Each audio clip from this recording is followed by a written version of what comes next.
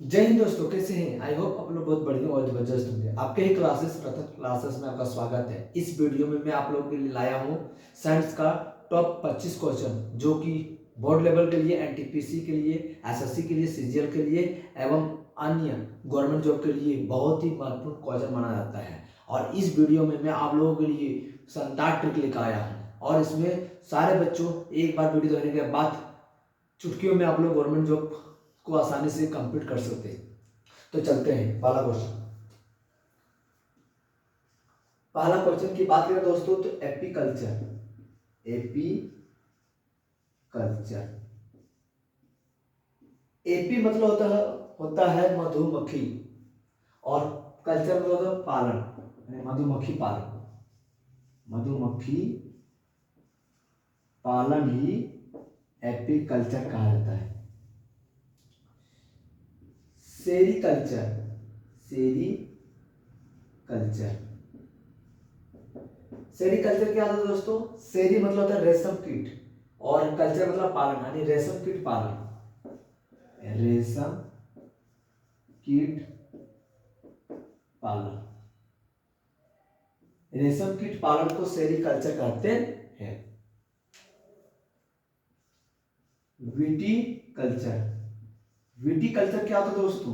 जी दोस्तों, विटीकल्चर क्या होता है? कल्चर मतलब होता है पालन, और विटी मतलब होता है अंगूर, यानी अंगूर की खेती। अंगूर की खेती को ही हम विटीकल्चर करते हैं। Vermi culture, vermi culture, vermi culture क्या होता है? केचुआ की खेती। कौन सी खेती? केचुआ की खेती को हम वर्मी कल्चर कहते हैं। केचुआ, केचुआ की खेती। दोस्तों, केचुआ जो होता है वो किसान का मित्र होता है। केचुआ किसान का मित्र होता है, किसान का मित्र होता है।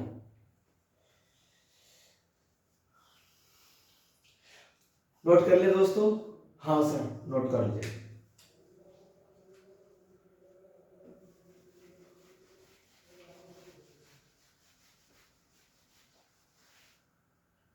अब हम चलते हैं दोस्तों, रक्त में शर्करा की मात्रा को कौन नियंत्रित करता है? तो रक्त में शर्करा की मात्रा को इंसुलिन नियंत्रित करता है। रक्त में शर्करा की मात्रा को कौन नियंत्रित करता है? कौन नियंत्रित करता है? तो दोस्तों, वो है इंसुलिन। Insulin, insulin. जी हाँ दोस्तों, इंसुलिन ही रक्त में शर्करा की मात्रा को नियंत्रित करता है। और ये इंसुलिन का स्रावन कहां से होता है? इंसुलिन का स्रावन अग्नाशय ग्रंथि से होता है। अग्नाशय ग्रंथि से होता है। और दोस्तों, इसकी कमी से कौन सा रोग होता है? इसकी कमी से मधुमेह रोग, मधुमेह रोग एवं डायबिटीज रोग होता है। मधुमेह रोग या डायबिटीज रोग होता है।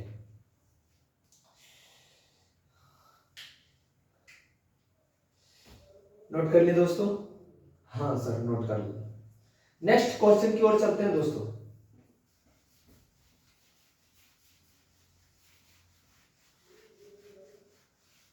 नेक्स्ट क्वेश्चन क्या है दोस्तों?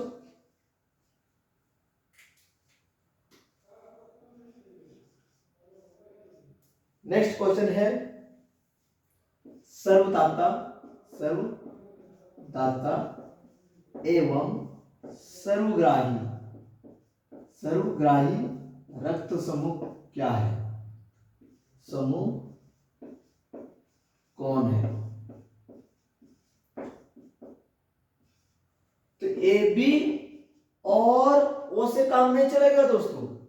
AB प्लस और O माइनस। AB प्लस जो होता है वो सर्वग्राही होता है, यानी सभी से ले सकता है, यानी यूनिवर्सल एक्सेप्टर है। और O माइनस जो दोस्तों होता है वो सर्वदाता होता है, यानी यूनिवर्सल डोनर होता है, वर्सल डोनर होता है। और दोस्तों मैं यह बताना चाहूंगा, रक्त समूह को किसने प्रतिपादित किया? कॉर्न लैंड स्टीनर ने प्रतिपादित किया। क्या मेरी बात आप लोगों को समझ में आया दोस्त? हाँ सर, समझ में आ गया।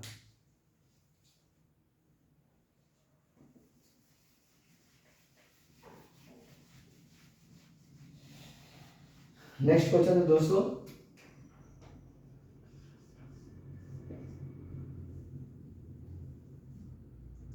रक्त में कैल्शियम की मात्रा को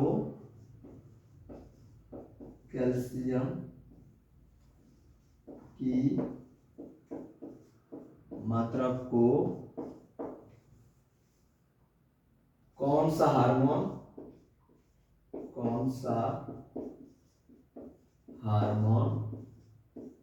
नियंत्रित करता है?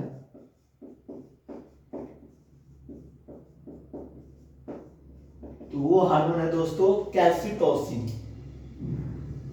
क्या दोस्तों?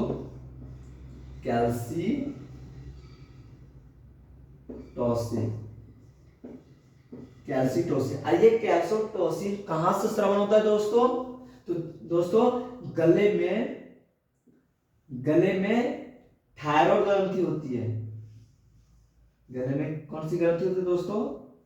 थायराइड ग्रंथि। और ये थायराइड ग्रंथि के अंदर पैराथायराइड होता है, पैराथायराइड ग्रंथि होता है। इस ग्रंथि से स्रावन जो होता है वो कैल्सिटोसिन है, कैल्सिटोसिन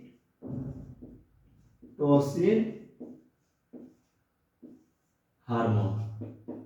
और ये कैल्सिटोसिन हार्मोन क्या करता है दोस्तों? रक्त में जो कैल्शियम की मात्रा होता है उसको नियंत्रित करता है।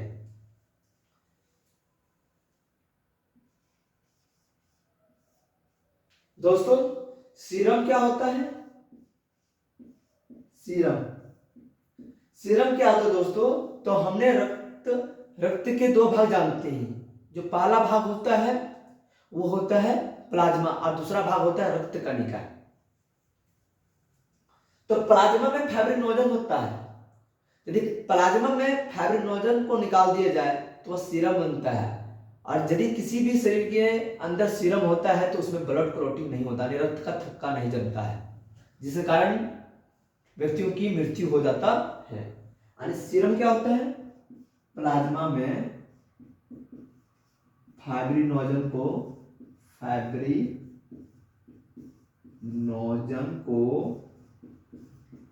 निकाल दिया जाए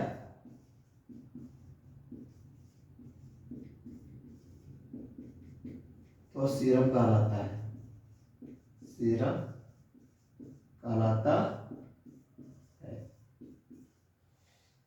इसमें क्या होता है दोस्तों? रक्त का थक्का नहीं जमता है, थक्का नहीं जमता है।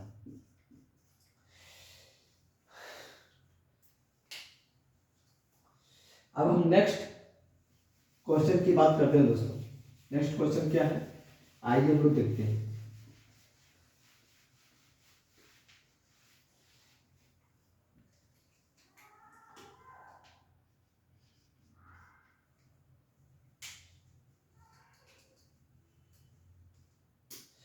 दोस्तों नेक्स्ट क्वेश्चन है,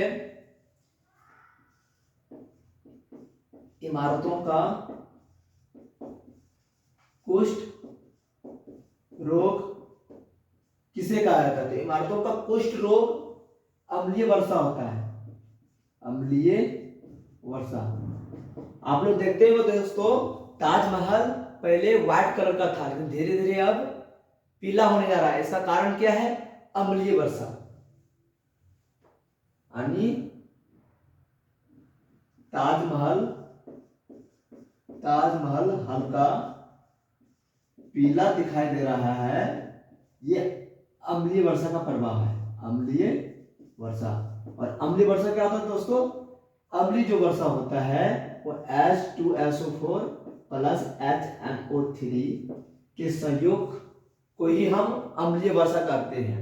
यानी नाइट्रिक अम्ल और सल्फ्यूरिक अम्ल के संयोग को ही अम्लीय वर्षा कहते हैं। इससे क्या होता है दोस्तों? मिट्टी में अम्लीयता की मात्रा बढ़ जाती है। मिट्टी में अम्लीयता की मात्रा बढ़ जाती है।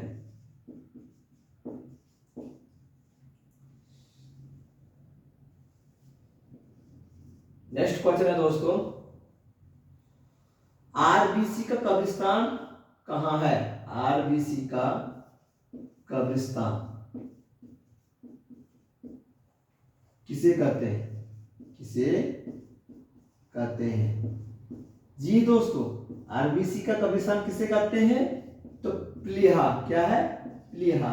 इंग्लिश में इसको बोलते हैं अस्प्लीन। अस्प्लीन या खोटा भाषा में बोलते हैं तिल्ली। क्या बोलते हैं? तिल्ली। आरबीसी का कब्रिस्तान प्लीहा, जिसको बोलते हैं इंग्लिश में अस्प्लीन, या इसको ठेठी भाषा में बोलते हैं तिल्ली। इनका जो जीवन काल होता है दोस्तों, जीवन काल 120 दिन होता है। और आरबीसी का निर्माण बोन मेरो यानी अस्थि मज्जा में होता है। इनका निर्माण अस्थि मज्जा यानी बोन मेरो में होता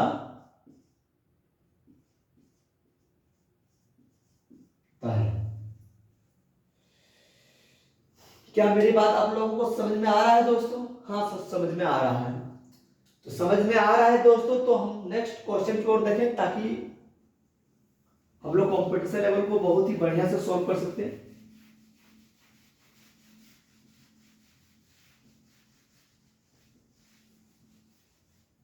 दोस्तों हम नेक्स्ट क्वेश्चन की बात करते हैं।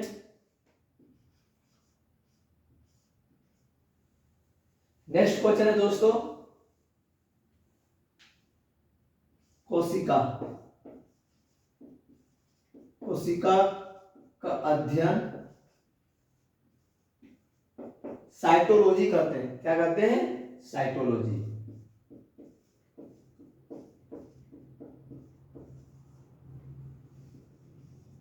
दोस्तों जीवित कोशिका का खोज लीवन हॉक ने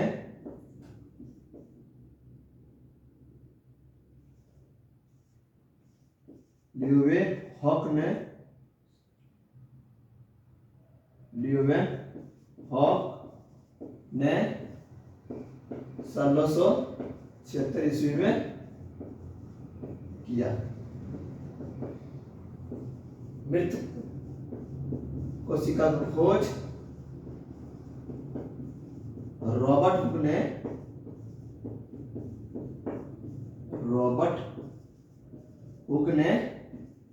1665 ईस्वी में किया। ये क्वेश्चन दोस्तों छपने लगता है। ये क्वेश्चन हमेशा गवर्नमेंट जॉब में छपता है, इसलिए इसको बढ़िया से आप लोग याद कीजिएगा।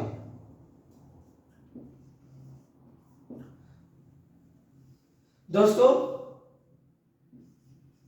कवक का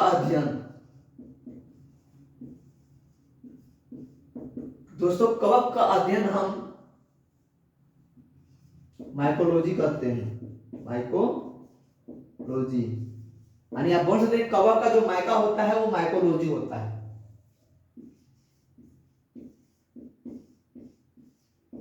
शैवाल का अध्ययन फाइकोलॉजी करते हैं।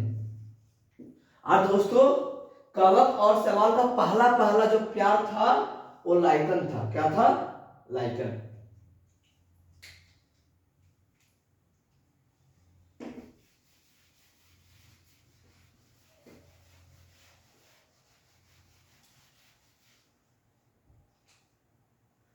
नेक्स्ट क्वेश्चन है दोस्तों, कवक एवं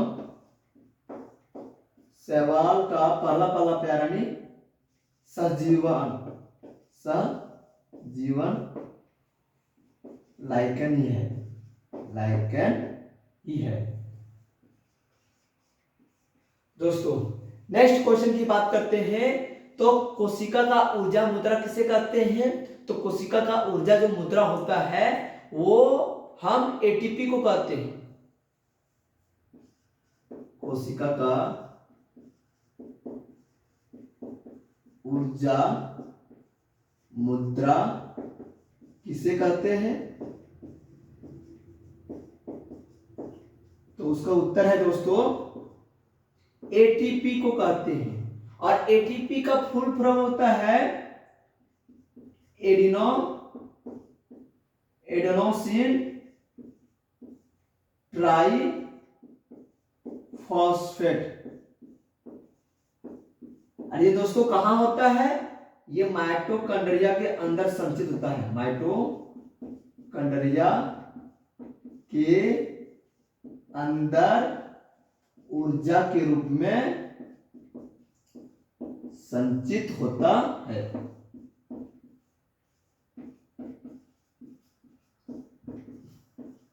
दोस्तों माइटोकॉन्ड्रिया का खोज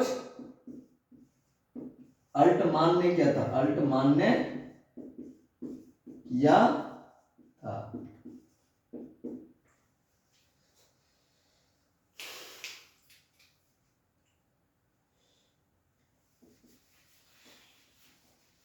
नेक्स्ट क्वेश्चन दोस्तों, जो कि कंपटीशन लेवल में बहुत ही छोटा प्रश्न है। ये कोशिका का शक्ति घर किसे कहते हैं? कोशिका का शक्ति घर माइटोकॉन्ड्रिया को कहते हैं,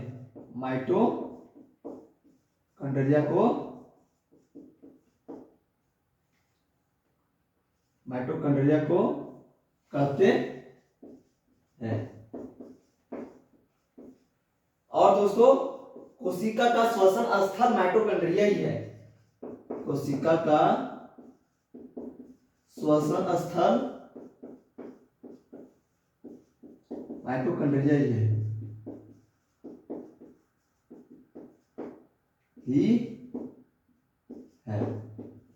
नेक्स्ट क्वेश्चन की बात करें दोस्तों, तो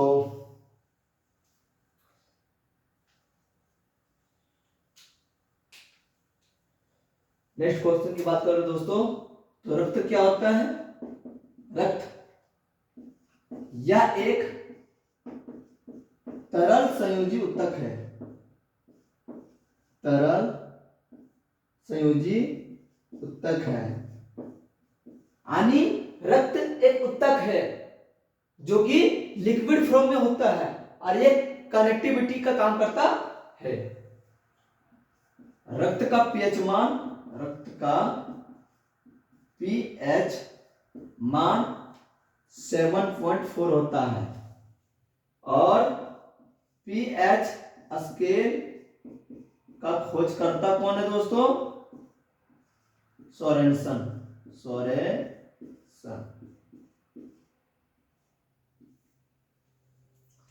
क्या मेरी बात आप लोगों को समझ में आ रहा है दोस्तों? हाँ सर समझ में आ रहा है।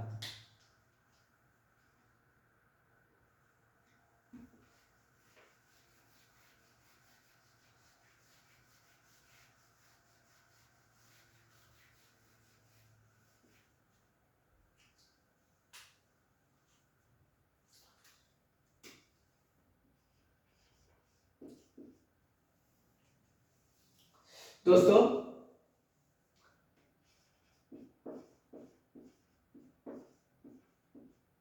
कौन सा रोग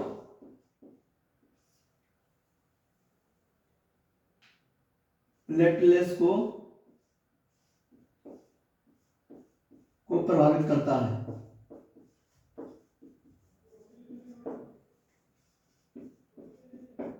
कौन सा रोग जो है वो प्लेटलेट्स को प्रभावित करता है? तो वो डेंगू। क्या है? डेंगू।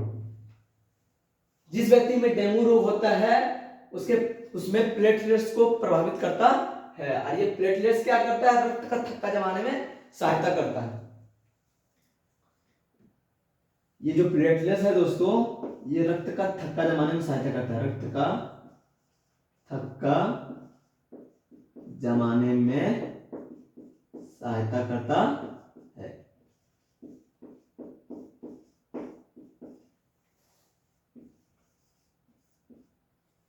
दोस्तों, प्रोटीन की कमी से कौन सा रोग होता है? यह भी प्रश्न छपने वाला है दोस्तों। प्रोटीन की कमी से कौन सा रोग होता है? तो दोस्तों उसका उत्तर है क्वासी और कोर या मेरास्मस रोग या मेरास्मस रोग। ये प्रोटीन की कमी से होने वाला रोग है दोस्तों, क्वासी और कोर या मेरास्मस रोग। दोस्तों, एमिनो अम्ल का बहुलक जो होता है वो प्रोटीन होता है।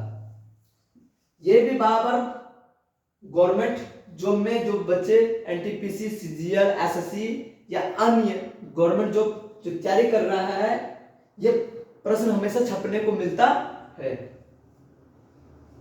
अमीनो अम्ल का बहुलक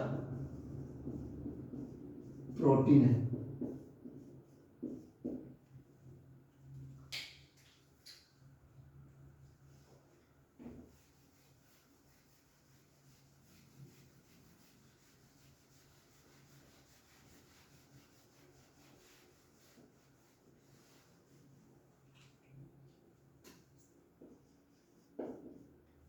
दोस्तों, कौन सी विटामिन है जो जल में घुलनशील होता है? कौन सी विटामिन जो जल में घुलनशील है? जो जल में घुलनशील होता है? तो बच्चों, गई भैंस पानी में, गई भैंस पानी में यानी भैंस कहां गई? पानी में, यानी विटामिन बी और विटामिन सी। ये दोनों विटामिन है दोस्तों जो जल में घुलनशील होता है। बाकी जो विटामिन बचता है वो वसा यानी लिपिड में घुलनशील होता है। कौन सी विटामिन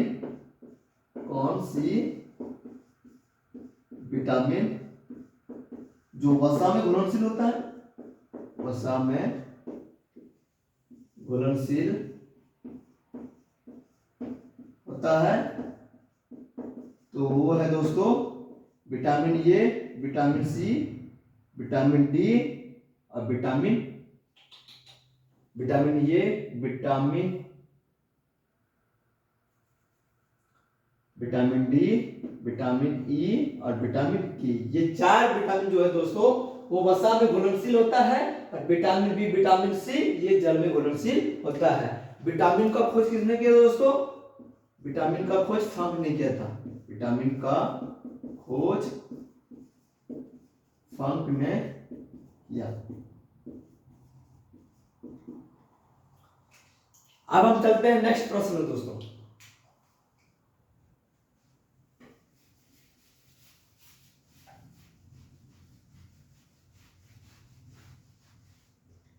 नेक्स्ट प्रश्न है दोस्तों शाही रोग।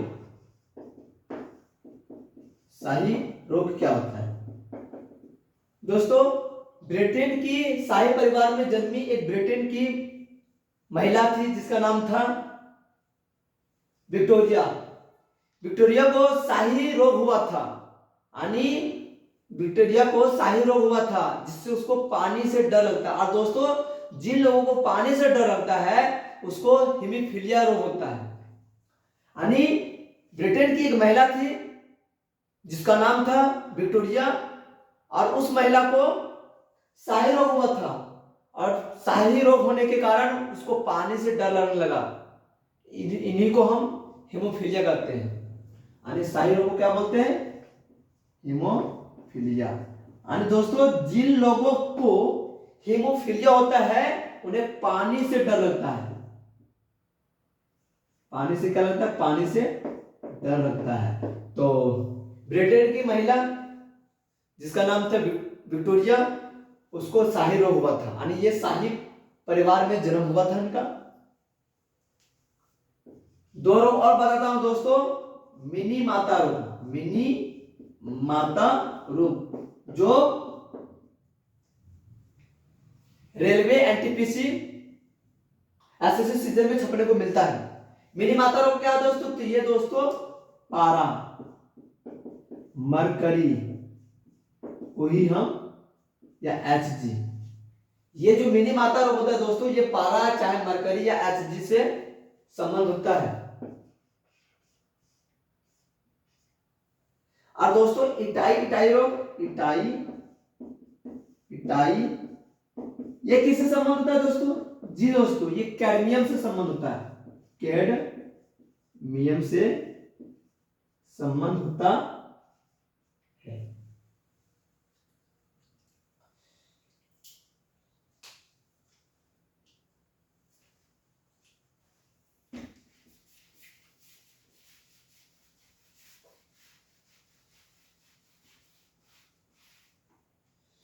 नेक्स्ट प्रश्न है दोस्तों,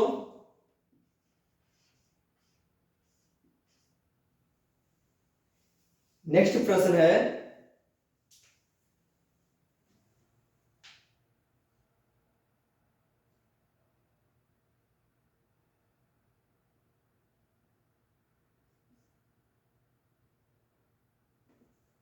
कौन सी विटामिन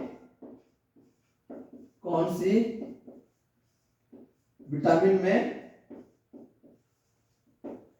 दोस्तों, नेक्स्ट प्रश्न है कौन सी विटामिन में कोबाल्ट धातु पाई जाती है? कोबाल्ट धातु पाई जाती है। और उसका उत्तर होगा दोस्तों विटामिन B12। विटामिन B12 इसको बोलते हैं साइनोकोबोलिन। विटामिन B12 को साइनोकोबोलिन बोलते हैं। इसमें दोस्तों कोबाल्ट धातु पाया जाता है। कोबाल्ट धातु पाया जाता है।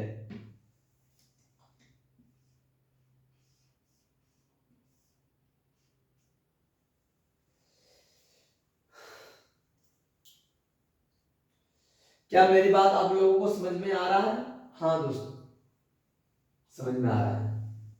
दोस्तों ऐसा धातु का नाम बताओ जो कमरे के ताप पर द्रव अवस्था में पाया जाता है? वह है पारा। क्या है? पारा। एक धातु का नाम बताओ, एक धातु का नाम बताओ जो कमरे के ताप पर द्रव अवस्था में पाया जाता है। द्रव अवस्था में पाया जाता है, वो क्या है दोस्तों? पारा। तब क्या होगा दोस्तों? पारा। यानी इसको Hg, इसको मरकरी भी बोलते हैं।